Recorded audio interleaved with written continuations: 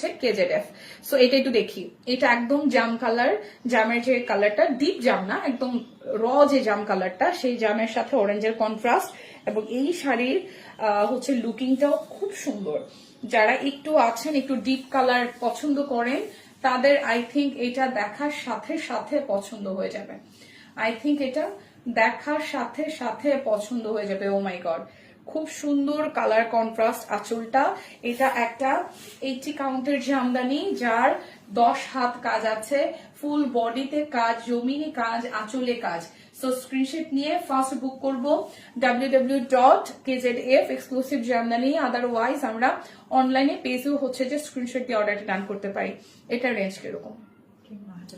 9,800 টাকা আসবে এটার রেঞ্জ।